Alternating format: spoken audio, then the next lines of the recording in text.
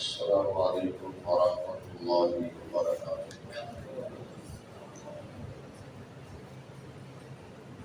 ان الحمد للہ نحمده ونستعینه ونستغفره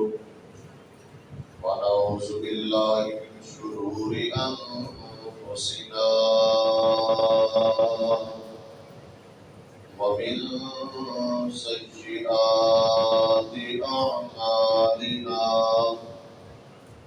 من يهده الله فلا مضل له ومن يضلل فلا هادي له وأشهد أن لا إله إلا الله وحده لا شريك له وأشهد أن محمدا عبده ورسوله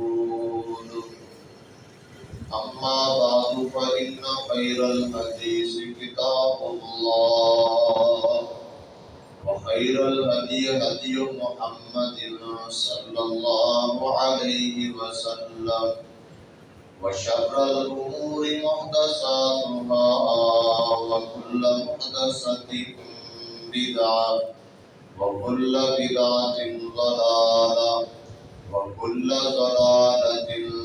في النار۔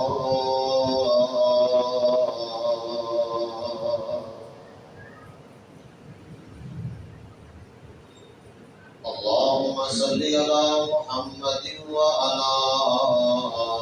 آل محمد كما صليت على إبراهيم وعلى آل إبراهيم إنك حميد مجيد۔ اللهم بارك على محمد وعلى آل محمد كما باركت على إبراهيم وعلى آل إبراهيم إنك حميد مجيد۔ قال الله تبارك وتعالى: أعوذ بالله السميع العليم من الشيطان الرجيم، بسم الله الرحمن الرحيم۔ ما كان محمد أبا أحد من رجالكم ولكن رسول الله وخاتم النبيين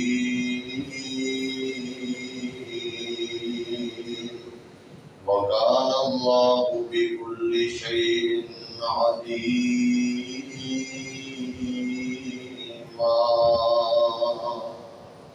رب اشرح لي صدري ويسر لي أمري واحلل عقدة من لساني يفقهوا قولي۔ رب زدني علما رب زدني فهما۔ سبحانك لا علم لنا إلا ما علمتنا إنك أنت العليم الحكيم۔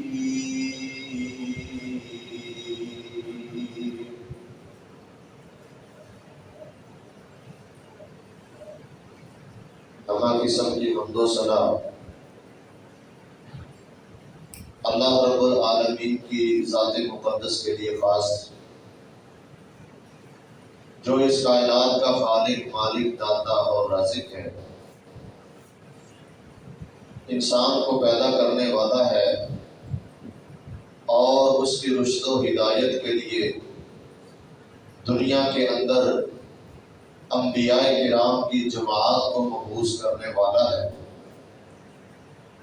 جائز اور مسنون درود و سلام امام الاولین والآخرین، پوری کائنات کے سردار پیغمبر خاتم النبیین جناب محمد الرسول اللہ صلی اللہ علیہ وآلہ وسلم کی ذات گرامی پر زیبکار معزز سامعین و سامعات،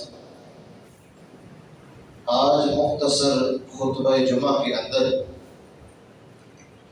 آپ احباب کے سامنے ختم نبوت عقیدے کے مفہوم کے حوالے سے چند گزارشات رکھنے کا ارادہ رکھتا ہوں۔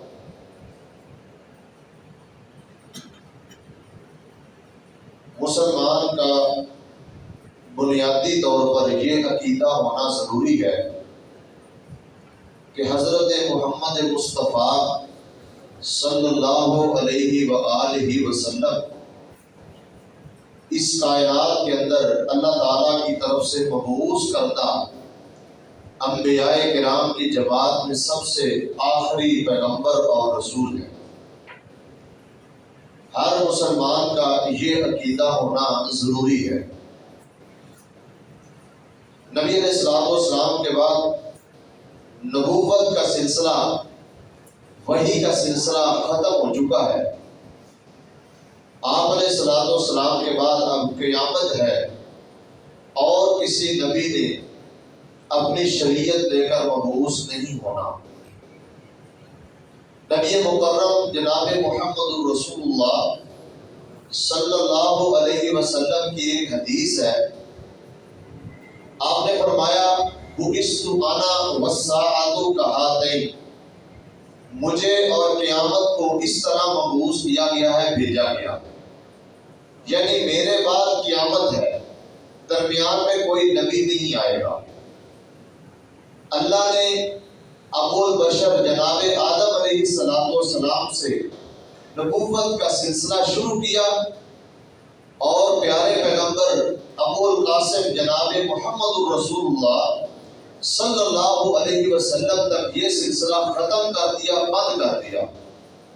آپ آخری پیغمبر، آپ کی کتاب آخری ہے، آپ کا دین آخری دین ہے اور آپ کی امت آخری امت ہے۔ اس کے بعد قیامت ہے اور کوئی نئی امت نہیں آئے گی۔ اب جو مسلمان یہ سمجھتا ہے یا جو شخص یہ عقیدہ رکھتا ہے کہ نبی علیہ الصلوۃ والسلام کے بعد کوئی اور نبی بھی آ سکتا ہے، کوئی اور نبی اللہ کی طرف سے نئی شریعت دے کر آ سکتا ہے، یا وہ رسول اللہ صلی اللہ علیہ وسلم کے بعد آپ کی شریعت کو تقویت دینے کے لیے تشریعی طور پر یا بروزی یا ذلی طور پر کوئی نبی یا آپ علیہ الصلوۃ والسلام کے نعوذ باللہ رسول اللہ صلی اللہ علیہ وسلم کی ذات ایک اور شخص کے اندر ظاہر ہو کر دین کی کوئی تجدید کرنے کے لیے نبوت کا اعلان کرے اور اس کو تسلیم کرنے کا، ماننے کا اگر کوئی شخص عقیدہ رکھتا ہے تو وہ صرف اور صرف عام کافر نہیں ہے، بلکہ زندیق قسم کا، مرتد قسم کا اور رسول اللہ صلی اللہ علیہ وسلم کا گستاخ وہ انسان بدترین کافر ہو جاتا ہے۔ اس میں کسی قسم کا کوئی شک اور شبہ نہیں ہے، یہ ایک اتفاقی مسئلہ ہے۔ اور یاد رکھیے ختم نبوت کا جو مسئلہ ہے، رسول اللہ صلی اللہ علیہ وسلم کی ختم نبوت کا جو مسئلہ، یہ اللہ تعالیٰ نے کائنات کو بنانے سے 50,000 سال قبل یہ حل کر دیا تھا۔ عالم ارواح کے اندر جب اللہ تعالیٰ نے دو قسم کے عہد لیے ہیں، ایک عہد کو عہد الست کہا جاتا ہے اور دوسرے عہد کو عہد میثاق کہتے ہیں۔ عہد الست عام انسانوں سے لیا گیا، الست بربکم قالوا بلی، ہم سب نے عالم ارواح کے اندر یہ اقرار کیا ہوا ہے، بلا انت ربنا، کیوں نہیں اللہ تو ہمارا رب ہے، ہم اس بات کا وعدہ کرتے ہیں کہ تو ہمارا رب ہے۔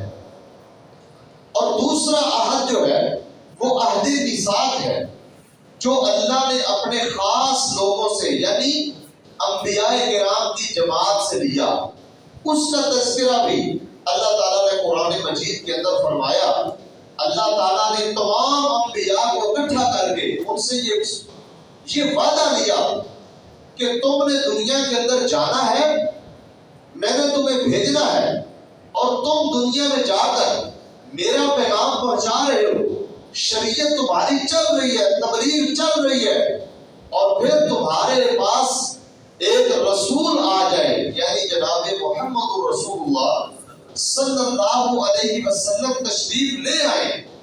تو تم نے اپنی شریعت بند کر دینی ہے، تمہاری شریعتیں وہاں پر بند ہو جائیں گی۔ لَتُؤْمِنُنَّ بِهِ وَلَتَنْصُرُنَّهُ، اللہ تعالیٰ نے اپنے نبیوں سے بڑا پختہ قسم کا وعدہ لیا ہے کہ تم نے اس نبی پر ایمان بھی لانا ہے، وَلَتَنْصُرُنَّهُ، اور تم نے اس کا سپاہی بن جانا ہے، اس کے مددگار بن جانا ہے، اور اس کے دین کی تبلیغ کرنی ہے۔ تو یہ وعدہ اللہ تعالیٰ نے اس کائنات کو بنانے سے قبل اپنے نبیوں کی جماعت سے لیا۔ حالانکہ نبی اللہ کی طرف سے دنیا کے اندر مبعوث کرتا ایک بہترین پاکیزہ اور معصوم الخطا جماعت ہے، اور اللہ تعالیٰ نے ان سے بھی یہ وعدہ لیا ہے۔ تو وہاں پر سارے انبیاء کرام نے اللہ تعالیٰ سے یہ وعدہ کیا کہ اگر ہماری موجودگی میں وہ نبی آ گیا تو ہم سب اس پر ایمان لائیں گے اور اس کے سپاہی مددگار بن جائیں گے، اور اس کے دین کے انصار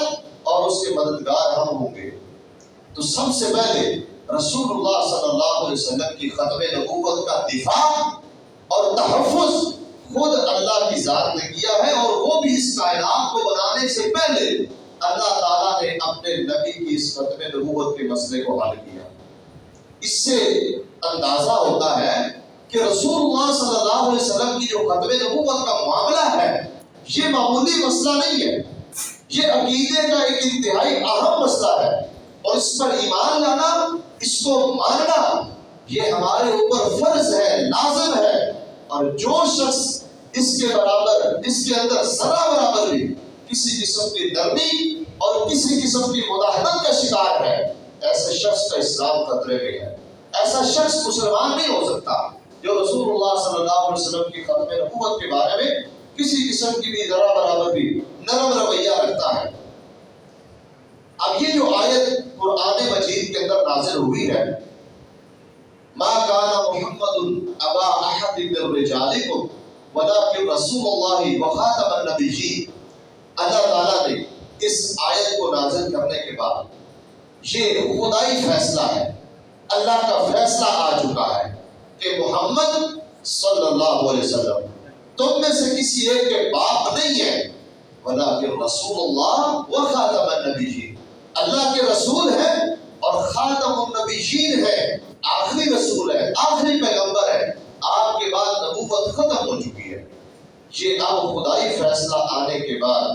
اگر کوئی بدبخت نبوت کا دعویٰ کرتا ہے تو اس کے کذاب، مکار، لعین اور دجال ہونے میں کسی قسم کا کوئی شک نہیں ہے۔ اور یاد رکھیے ہمارے ملک کے اندر اور خصوصاً یہ بر صغیر پاک و ہند کے اندر یہ مسئلہ ذرا زیادہ پیش آتا ہے، اور اس کی بنیادی وجہ یہاں پر مرزا غلام احمد قادیانی جیسے لعین شخص کا وجود ہے، اور اس کے پیروکاروں کے یہاں ٹھکانے ہیں، اور ان کی یہاں پر کافی ساری ریشہ روانیاں اور ان کی سرگرمیاں ہیں۔ اس لیے جب ماہ ستمبر آتا ہے تو پھر سے وہی 1974 والا دور دہرایا جاتا ہے، جب یہ مسئلہ پاکستان بننے کے بعد، پاکستان بننے سے قبل بھی یہ فتنہ کافی عروج پا چکا تھا، اور جب یہ ملک ایک اسلام کے نام پر وجود میں آیا اور خالص کلمے کی بنیاد پر اس ملک کو حاصل کیا گیا، تو قادیانیوں کی خاص توجہ اس ملک پر ہوگی کہ مسلمانوں کے اندر اس چیز کو ہم نے عام کرنا ہے۔ اس وقت بھی ان کا یہ فتنہ یہ ملک پاکستان کے اندر اس کی جو ہے نا وہ وجود میں آنے کے بعد اعلیٰ عہدیداران تک یہ فتنہ موجود تھا، حتیٰ کہ پاکستان کے مشیر خزانہ تک لوگ قادیانی کے ساتھ تعلق رکھتے تھے، قادیانی بندہ۔ تو اس وقت 1953 کے اندر یہ تحریک چلی ختم نبوت کی، لوگوں پر بڑے ظلم و ستم ڈھائے گئے، مسلمانوں کو قید و بند کی صعوبتیں برداشت کرنا پڑی، انتہائی سخت حالات آئے، لیکن یہ تحریک آئے دن بڑھتی چلی گئی، اور پھر بالآخر حکومت پاکستان کو یہ فیصلہ پارلیمنٹ کے اندر لے کر جانا پڑا کہ یہاں یہ مسئلہ پارلیمنٹ کے اندر لایا جائے، اس کے اوپر بحث چلائی جائے، اور پھر جو اس کا نتیجہ نکلے وہ سب کو تسلیم ہوگا۔ خیر، علماء امت نے اس وقت بڑی محنت اور کوشش کے ساتھ 21 دن پارلیمنٹ کے اندر یہ بحث ہوتی رہی۔ یہ بڑی ایک تشویشناک بات بھی ہے کہ اس مسئلے پر کہ نعوذ باللہ ثم نعوذ باللہ ہو سکتا ہے کہ کوئی دلائل مل جائے اور دلائل سے ثابت ہو جائے کہ رسول اللہ کے بعد یہ مرزا قادیانی، غلام احمد قادیانی یہ بھی ایک نبی ہے۔ دونوں طرف سے دلائل دیے جاتے رہے، لیکن اللہ رب العالمین نے چونکہ اس دین کا تحفظ کرنا ہے اور اللہ تعالیٰ نے اپنے نبی کی نبوت کا اور اپنے نبی کے دین کی حفاظت کرنی ہے، تو اس کے لیے اللہ بندے پیدا کر دیتا ہے۔ تو ایسے لوگ وہاں پر آئے، بحث ہوئی، 21 دن بحث ہونے کے بعد ہمارے ملک پاکستان کے اندر یہ بات طے پائی اور یہ قانون بن گیا کہ قادیانی اور جو بھی رسول اللہ صلی اللہ علیہ وسلم کے بعد کسی قسم کی بھی نبوت کے آنے کا یا نبوت کا امکان رکھتا ہے، ایسا بندہ دائرہ اسلام سے خارج ہے، وہ کافر ہے، وہ مسلمان نہیں ہے۔ اور اس وقت آئین پاکستان یہ تشکیل دیا گیا، اور یہ بدبخت قسم کے لوگ یہ اسلام کے بھی دشمن ہیں، رسول اللہ صلی اللہ تعالیٰ کی ذات کے گستاخ، اللہ کی ذات کے جناب گستاخی کرنے والے، رسول اللہ کی ذات کی گستاخی کرنے والے، دین اسلام کا مذاق اڑانے والے، اور صحابہ کرام کا، حرمین شریفین کا، بلکہ تمام انبیاء کرام کی جماعت کا مذاق اڑانے والا یہ بدترین گروہ آئین پاکستان کا بھی غدار ہے۔ یہ ملک پاکستان کے سخت ترین دشمن ہے، اور آج تک یہ اپنے ریشہ روانیوں کے ذریعے اس ملک کے بارے میں اپنے ناپاک قسم کے پلید قسم کے ارادے ظاہر کر چکے ہیں، اور انہوں نے یہ طے پایا ہے کہ یہ ملک ہم نے لینا ہے اور اس ملک پر ہم نے حکمرانی حاصل کرنی ہے۔ اپنے کئی نجی میٹنگوں کے اندر اور اجلاس کے اندر یہ بات طے کر چکے ہیں کہ ہم نے اس ملک کی حکمرانی حاصل کرنی ہے، اور اس کے لیے وہ بڑے تگ و دو کر کے بڑے بڑے لوگوں کو اسلام کے نام پر اس میں داخل کرنے کی کوشش کرتے ہیں۔ اور یاد رکھیے یہ فتنہ نیا فتنہ نہیں ہے، اب اس ناسور کی عمر 125 سال سے بھی بڑھ چکی ہے، اور بدقسمتی کی بات یہ ہے کہ وقت گزرنے کے ساتھ اس کو دبنا چاہیے تھا، اس کا خاتمہ ہونا چاہیے تھا، لیکن جو وقت گزرتا جا رہا ہے یہ فتنہ مضبوط سے مضبوط تر ہوتا جا رہا ہے۔ آئے دن ان کی خرابیاں، نقصانات اور یہ ریشہ روانیاں آئے دن بڑھتی جا رہی ہیں، جس کی بنیادی وجہ یہ ہے یہ خبیث قسم کے لوگ اپنے آپ کو مظلوم ثابت کر کے انسانی حقوق کا ڈھونگ رچا کر اور اس طرح کی ہمدردیاں سمیٹنے کی کوشش کرتے ہیں، عالمی سطح پر بھی اور نجی سطح پر بھی۔ یہ اپنے آپ کو مظلوم ثابت کروا کر اور پھر مختلف طرح کی جو ہے وہ سہولیات اور وسائل حاصل کر کے یہ اپنے ناپاک ارادے اور اپنا گندا عقیدہ مسلمانوں کے اندر عام کر کے یہ خود کو مضبوط کرنا چاہتے ہیں، اور اس مقصد کے اندر وہ کافی حد تک کامیاب نظر آ رہے ہیں۔ یاد رکھیے یہ المیہ ہے کہ ان کے خیر خواہوں میں ایک لمبی فہرست مسلمانوں کی ہے۔ اسلام کے نام جو لوگ اسلام سے تعلق ظاہر کرنا ویسے اپنے لیے عزت کا باعث نہیں سمجھتے، لیکن اسلام کا نام لے کر مسلمانوں کے اندر داخل ہو کر مسلمانوں کے خیر خواہ بن کے اور پوشیدہ طریقے سے یہ لوگ آگے آ کر ان لوگوں کو سہولت کار بنے ہوئے ہیں، ان کو سہولیات دینے کے درپے ہیں۔ تو ایسے لوگ بھی ان کے ساتھ ساتھ وہ بھی ملک کے دشمن ہیں، آئین پاکستان کے جناب و غدار ہیں، وہ ملک کے ساتھ مخلص نہیں ہیں، جو ایک خالص اسلام پر وجود میں آنے والے ملک اور اسلامی ملک کے اندر ان لوگوں کو پروموٹ کرتے ہیں اور ان کے لیے آئے دن اپنی ہمدردیوں کو ظاہر کرتے ہیں۔ ایسے لوگ کبھی بھی مخلص مسلمان نہیں ہو سکتے۔ آئیے ہم دیکھتے ہیں عقیدہ ختم نبوت اللہ تعالیٰ نے قرآن مجید کے اندر اس کے بارے میں کیا فرمایا۔ ایک آیت میں نے آپ کے سامنے رکھی ہے، اور یاد رکھیے قاضی سلیمان منصور پوری رحمہ اللہ نے بڑی ایک خوبصورت بات لکھی ہے کہ یہ جب آیت نازل ہوئی ہے یعنی ما کان محمد ابا احد من رجالکم ولکن رسول اللہ وخاتم النبیین. اس آیت کے نازل ہونے کے بعد اللہ تعالیٰ نے کسی کافر کو بھی یہ ہمت نہیں دی کہ وہ نبوت کا دعویٰ کر سکے. آج تک آپ دیکھ سکتے ہیں کسی عیسائی نے نبوت کا دعویٰ نہیں کیا, کسی ہندو نے, کسی یہودی نے, آپ نے نہیں سنا ہوگا کہ انہوں نے نبوت کا دعویٰ کیا. یہ جب بھی فتنہ اٹھتا ہے ان لوگوں میں سے, مسلمانوں میں سے اس طرح کے فتنے, تو اللہ تعالیٰ نے یہ آیت نازل ہونے کے بعد یہ پکا دروازہ بند کر دیا. اب ان کے ذہن میں بھی یہ خیال تک نہیں بھٹکتا کہ رسول اللہ صلی اللہ علیہ وسلم کے بعد اب وہ کسی نبی کا جو ہے وہ دعویٰ کر سکے, جب کسی نے آج تک ان میں سے دعویٰ کیا. ہاں, مسلمانوں کا روح اختیار کر کے, مسلمانوں کے اندر داخل ہو کر, ان کے سہولت کار بن کر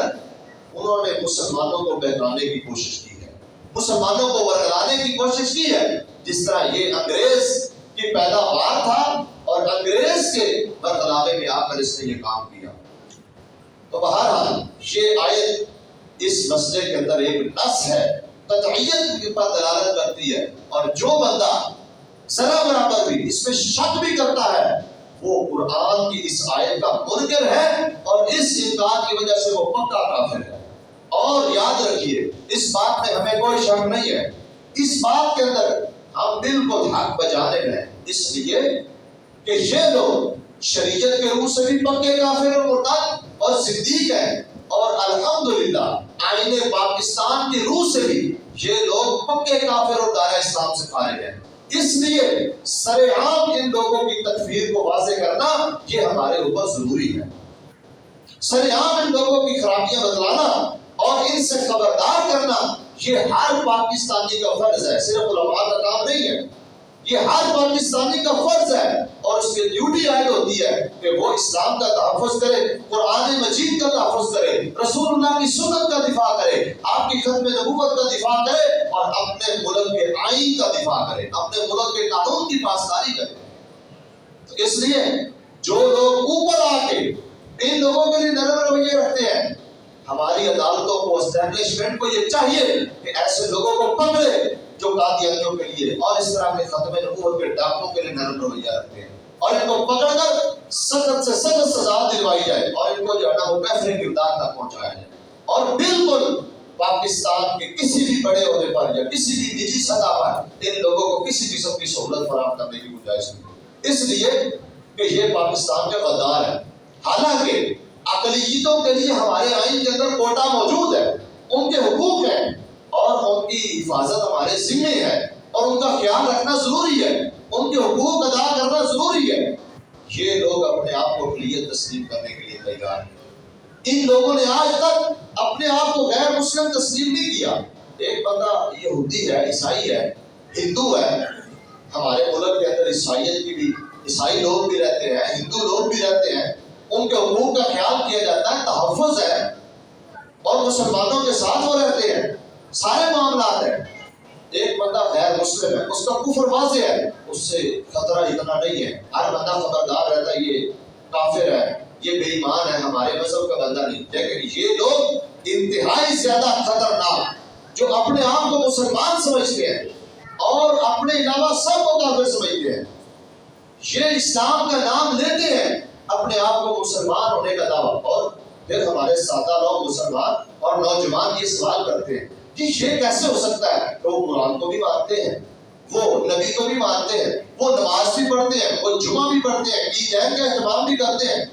وہ روزے بھی رکھتے ہیں, پھر وہ کیسے کافر ہو گئے؟ یہی وجہ ہے کہ وہ رسول اللہ صلی اللہ علیہ وسلم کی نبوت کے انکاری ہیں, آپ کے عقیدہ ختم نبوت پر ایمان نہیں رکھتے, اور اس کے بارے میں آنے والے قرآن مجید کی آیات کے منکر ہیں. 100 کے قریب آیات قرآن مجید کے اندر ختم نبوت کا عقیدہ بیان ہوا ہے. 210 احادیث کے قریب روایات کے اندر رسول اللہ کے عقیدہ ختم نبوت کو بیان کیا گیا, اور اس سے وہ انکاری ہے, منکر ہے. ہم ان کو کس طرح مسلمان تسلیم کر رہے ہیں, اور سب سے بڑی خطرناک ان کی سازش بھی ہے, اور یہ ایسے مسلمانوں کے اندر داخل ہو کر یہ کام کر بھی نہیں سکتے. ایک بندہ وہاں سے کفر کا نعرہ لگا دیتا ہے, کون اس کو تسلیم کرے گا؟ اس کی وجہ یہ ہے, ایک میرے ذہن میں یہ بات آئی, میں نے کتاب کے اندر ایک بات پڑھی کہ جب ہندوستان کے اندر ایک سامراجی نظام تھا, تو ایک شخص برطانیہ کی طرف سے یہاں پر بطور جاسوس کے بھیجا گیا. وہ شخص بظاہر عرب سے آیا، پنجاب کے کسی شہر میں بڑی مسجد کے اندر وہ امام لگ گیا، امام اور خطیب. 40 سال تک اس نے امامت خطابت کی، لوگوں کو نمازیں پڑھائی، لوگوں کو جمعے پڑھائے، لوگوں کے سامنے واعظ و نصیحت کی، اور اسی طرح لوگوں کے جنازے پڑھائے، نکاح پڑھائے اور ہزاروں بچے پڑھائے. کتنا اس نے جناب دین کا کام کیا، اور لوگوں کے دلوں میں بڑی اس کی محبت، پیار، لگاؤ. 40 سال کے بعد اس نے ایک دن اپنے خطبے کے اندر کہا کہ میں آج چھوڑ کر جانا چاہتا ہوں، میں بوڑھا ہو چکا ہوں، اب میرا دل چاہتا ہے کہ میں واپس اپنے گھر کو چلا جاؤں، واپس اپنے علاقے میں چلا جاؤں. لوگوں نے بڑی ہمدردی ظاہر کی، لوگوں نے بڑا اس کو کہا بھی آپ نہ جائیں. بالآخر اس کا پکا فیصلہ تھا کہ میں نے جانا ہی جانا. اور وہ وقت اور وہ دن آ گیا کہ وہ ایک پلیٹ فارم پر جمع ہو گئے. لوگ وہاں پر اس کو الوداع کرنے کے لیے، ریل پر چھوڑنے کے لیے وہاں گئے. تو لوگوں نے جو ہے نا وہ آہو پکار شروع کر دی، رونا شروع کر دیا. ایک 40 سالہ تعلق تھا، بڑا لگاؤ تھا، کوئی کسی قسم کا مسئلہ نہیں تھا. یہ ایک فطرتی چیز ہے.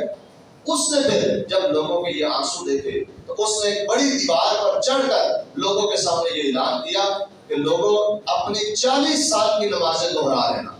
میں ایک عیسائی آدمی ہوں اور مجھے برطانوی حکومت نے اس ملک کے اندر جاسوسی کے لیے بھیجا تھا، اور میں نے اسلام کا نام لے کر اسلام کی تعلیم سیکھ کر آپ لوگوں کے اندر جاسوسی کی ہے. میں نے کوئی دین اسلام کی خدمت نہیں کی، یا میں کوئی مسلمان نہیں ہوں. اور یہ کہہ کر وہ چلا گیا. آپ مسلمان ہکے بکے رہ گئے کہ یہ ہمارے ساتھ ہاتھ ہو گیا، یہ کیا ہو گیا. تو یہ لوگ کبھی بھی کوئی بندہ بھی کفر کا واضح نعرہ لگا کر اس طرح وہ جو ہے نا وہ مسلمانوں کے اندر کام نہیں کر سکتا. یہ سپیشل لوگ تیار کیے جاتے ہیں اور پھر ان کو مسلمانوں کی صفوں میں چھوڑا جاتا ہے. اور آج تک میں نے یہ بات پہلے بھی کی تھی، کسی بھی دین کو نقصان جب بھی پہنچایا ہے اس دین کا لبادہ اوڑھ کر پہنچایا ہے. عبداللہ بن سبا یہودی اس امت کا بہت بڑا فتنہ ہے. رسول اللہ صلی اللہ علیہ وسلم کی اس امت کے اندر عبداللہ بن سبا نے بہت بڑی خرابیاں کی ہے، جس کی پیداوار آج ملک پاکستان میں کثرت سے موجود ہے. صحابہ کرام کے دشمن ہیں وہ،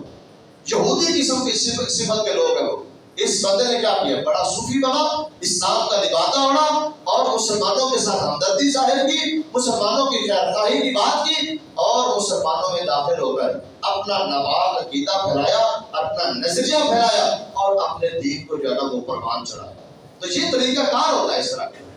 اس لیے اس مسئلے کے اندر بڑی حساسیت کی ضرورت ہے، سمجھنے کی ضرورت ہے، اور ہم سب پر یہ ذمہ داری عائد ہوتی ہے. جہاں پر ہمارے اصحاب اقتدار پر یہ ذمہ داری ہے، ہمارے اوپر بھی بہت ساری ذمہ داریاں ہیں. اللہ تعالیٰ نے قرآن مجید کے اندر ایک اور مقام پر فرمایا، قُلْ يَا أَيُّهَا النَّاسِ إِنِّي رَسُولُ اللَّهِ إِلَيْكُمْ جَمِيعًا. اے نبی آپ اس بات کا اعلان کر دیں کہ میں تم سب کی طرف رسول بن کر آیا ہوں. اللہ نے مجھے تمام لوگوں کے لیے نبی بنا کر بھیجا ہے. پہلے نبی کسی خاص قوم کے لیے، کسی خاص بستی کی طرف، خاص قسم کی قوم، بستی اور علاقے کی طرف مبعوث ہوا کرتے تھے. اور صحیح بخاری کی نبی علیہ السلام کی حدیث، کان النبی یبعث الی قومہ خاصہ وبعثت الی الناس عامہ. پہلے نبی خاص قوم، خاص علاقے، خاص افراد کی طرف بھیجے جاتے تھے. بعثت الی الناس عامہ، اللہ تعالیٰ نے مجھے تمام لوگوں کے لیے نبی بنا کر بھیجا ہے. اس لحاظ سے نبی علیہ السلام کی نبوت قیامت تک کے لیے لازوال ہے اور تمام لوگوں کے لیے. اسی طرح اللہ تعالیٰ نے فرمایا وَمَا أَرْسَلْنَاكَ إِلَّا كَافَّةً لِلنَّاسِ بَشِيرًا وَنَذِيرًا. اللہ تعالیٰ نے مجھے، اللہ فرماتے ہیں ہم نے آپ کو تمام لوگوں کے لیے بشیر اور نذیر بنا کر بھیجا ہے. ہم نے آپ کو تمام لوگوں کے لیے نبی بنا کر بھیجا ہے. اور احادیث کی اگر بات کی جائے تو بالکل واضح روایات کے اندر رسول اللہ صلی اللہ علیہ وسلم کتنی احادیث ہیں کہ آپ علیہ السلام نے فرمایا انا خاتم النبیین لا نبی بعدی، میں خاتم النبیین ہوں، میرے بعد کوئی نبی نہیں آئے گا. آپ نے اس کے برابر چھوٹے چھوٹے شبہوں کو دور کر دیا. اس عقیدے کے متعلق چھوٹے چھوٹے پیدا ہونے والے شبہوں کو بھی دور کر دیا. اس کی ایک مثال میں آپ کے سامنے رکھتا ہوں. غزوہ تبوک کا موقع ہے. رسول اللہ صلی اللہ علیہ وسلم صحابہ کرام کو لے کر جنگ لڑنے کے لیے جا رہے ہیں. تو پیچھے مدینے کے اندر آپ نے اپنا نائب سیدنا علی المرتضیٰ رضی اللہ تعالی عنہ کو اپنا نائب مقرر کیا. جب جانے لگے تو سیدنا علی نے خواہش ظاہر کی، اللہ کے نبی یہ منافق کیا کہیں گے، آپ مجھے یہاں چھوڑ کے جا رہے ہیں، جنگ کے ساتھ لے کر جا رہے ہیں، یہ باتیں کریں گے۔ آپ علیہ السلام نے فرمایا کہ تیری میرے ساتھ نسبت ایسے ہے جس طرح موسیٰ کے ساتھ ہارون کی نسبت تھی۔ جس طرح موسیٰ علیہ السلام کوہ طور پر گئے اور قوم کے اندر اپنے بھائی حضرت ہارون علیہ السلام کو چھوڑ کر گئے، میری آپ کے ساتھ نسبت ایسے۔ اب یہاں یہ شبہ پیدا ہو سکتا تھا کہ جس طرح ہارون علیہ السلام موسیٰ علیہ السلام کے نائب بھی تھے اور اللہ کے پیغمبر بھی تھے، اللہ کے نبی بھی تھے، تو ہو سکتا ہے کہ امت کے اندر کہیں یہ لوگ نہ سمجھ لیں یا یہ شبہ نہ پیدا ہو جائے کہ رسول اللہ کے بعد سیدنا علی نبی ہیں، یا آپ کو نبی ہونے کی خوشخبری یا بشارت نبی علیہ السلام نے خود سنائی ہے۔ آپ نے یہاں چھوٹے سے پیدا ہونے والے شبے کی نفی فرماتے فرمایا، لیکن یہ بات ذہن میں رکھنا، یاد رکھنا، میری آپ کے ساتھ نسبت ایسے ہی ہے جیسے موسیٰ کی ہارون کے ساتھ تھی، ہارون کی موسیٰ کے ساتھ تھے، لیکن انا خاتم النبیین لا نبی بعدی۔ اسی روایت کے اندر آگے الفاظ ہیں کہ میں خاتم النبیین ہوں، میرے بعد نبی نہیں آنا۔ یہ بات مت سمجھ لینا کہ کہیں آپ میرے بعد نبی بن گئے کہ میں نے آپ کو نبوت کی خوشخبری سنائی ہے، ایسی بات نہیں ہے۔ اس لیے اس روایت سے اور اس واقعے سے معلوم ہوتا ہے کہ نبی علیہ السلام نے اس مسئلے کے اندر چھوٹے چھوٹے پیدا ہونے والے شبہات کو بھی دور کیا، ان کا بھی رد کیا، ان کا بھی خاتمہ کیا ہے، کہیں امت کے اندر اس مسئلے کے اندر ذرا برابر بھی لغزش نہ رہ جائے۔ صحابہ کرام اجماعی اور اتفاقی عقیدہ ہے، یہ تمام صحابہ کا۔ حضرت ابوبکر صدیق رضی اللہ تعالیٰ عنہ نے جب مسلمہ کذاب کے خلاف مہم کا آغاز کیا، سارے صحابہ کے درمیان یہ مسئلہ رکھا اور تمام صحابہ نے یہ اتفاق کیا کہ اس فتنے کی سرکوبی ضروری ہے، اس فتنے کا خاتمہ ضروری ہے،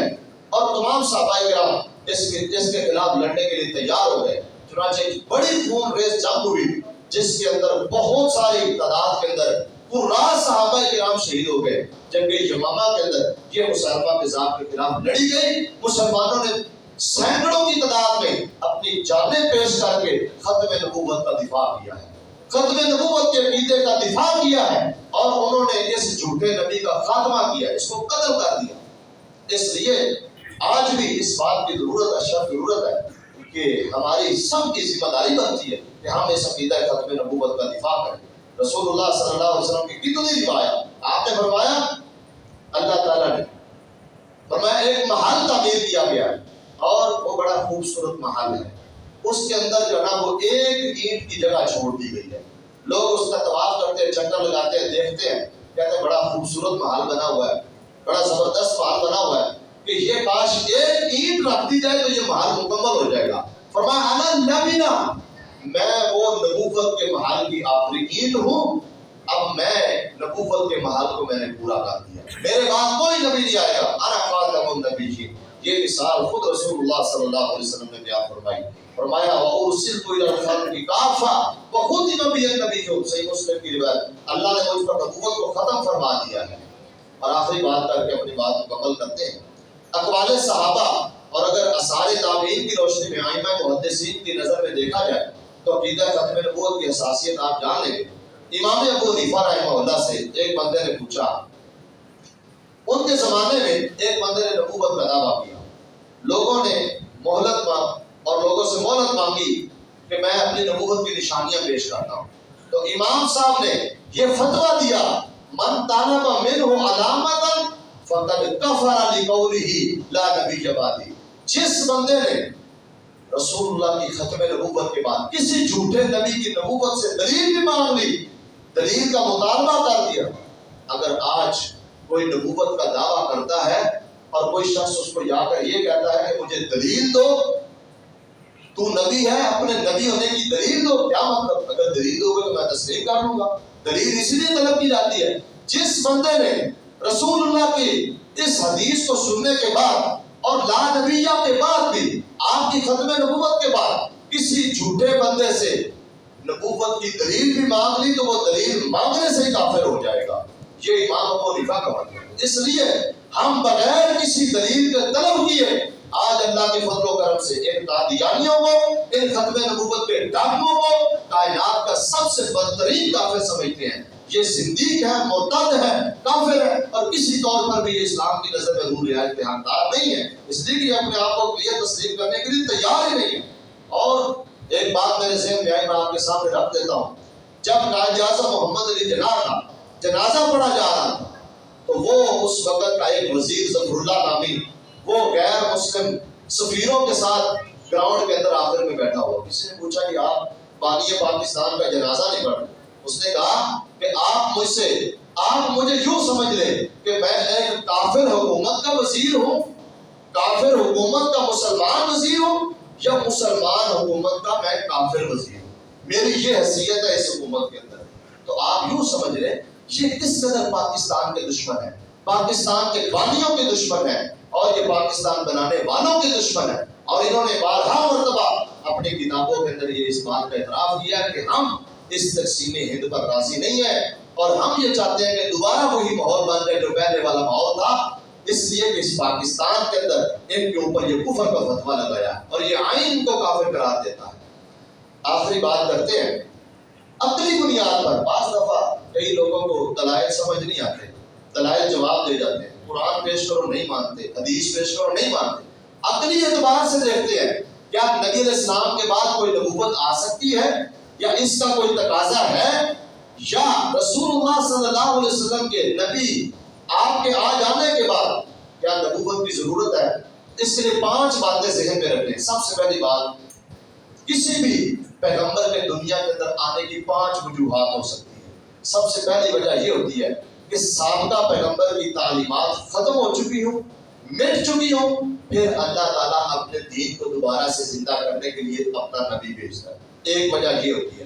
دوسری وجہ، پہلے پیغمبر کی تعلیم میں یا اس کی شریعت میں کوئی کمی ہوتی ہے یا نقص ہوتا ہے، اور دوسرا پیغمبر آ کر اس میں کوئی ترمیم یا اضافہ کرتا ہے۔ تیسری وجہ، پہلے پیغمبر کی تعلیم کسی خاص قوم کے لیے ہوتی ہے، محدود ہوتی ہے، پھر اللہ دوسری قوم کے اندر ایک نبی بھیجتا ہے تاکہ ان تک بھی میری دعوت اور میرا پیغام پہنچے۔ چوتھی وجہ،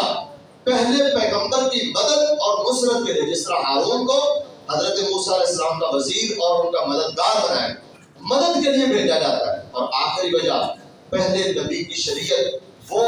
آفاقی نہیں ہوتی، یا وہ لازوال یا تمام لوگوں کے لیے نہیں ہوتی، وہ خاص وقت کے لیے ہوتی ہے، وقت گزرنے کے بعد اس میں تبدیلی کرنی ضروری ہو جاتی ہے۔ ان 5 وجوہ کی بنا پر کوئی نبی دنیا کے اندر مبعوث ہو سکتا ہے۔ اگر ہم یہی 5 باتیں اپنے نبی کی نبوت کے بارے میں دیکھیں تو نہ ہمارے نبی کی تعلیمات ختم ہوئی ہیں، مٹی ہیں، نہ رسول اللہ کی تعلیم کے اندر کوئی نقص ہے۔ الیوم اکملت لکم دینکم، یہ اللہ نے قرآن مجید کے اندر اعلان فرمایا ہے۔ اور نہ رسول اللہ کی نبوت کسی خاص قوم تک محدود ہے، اور نہ ہی نبی علیہ الصلوۃ والسلام کو تقویت کے لیے اپنے بعد کسی نبی کی ضرورت ہے۔ یہ ڈیوٹی اللہ نے اس امت کے علماء کی لگائی ہوئی ہے، اور نہ ہی رسول اللہ کی جو نبوت ہے خاص وقت کے لیے، بلکہ ہمارے نبی کی شریعت اس قدر خوبصورت شریعت ہے، قیامت تک کے آنے والے جتنے بڑے بڑے مسائل پیدا ہوں گے ان سب کا حل ہمارے نبی کی نبوت اور شریعت کے اندر موجود ہے۔ اللہ کریم سے دعا ہے کہ اللہ کریم ہمیں عقیدہ ختم نبوت پر صحیح ایمان رکھنے کی اور اس کا صحیح معنوں میں دفاع کرنے کے اور اس کے تقاضے پورے کرنے کی توفیق عطا فرمائے۔ وآخر دعوانا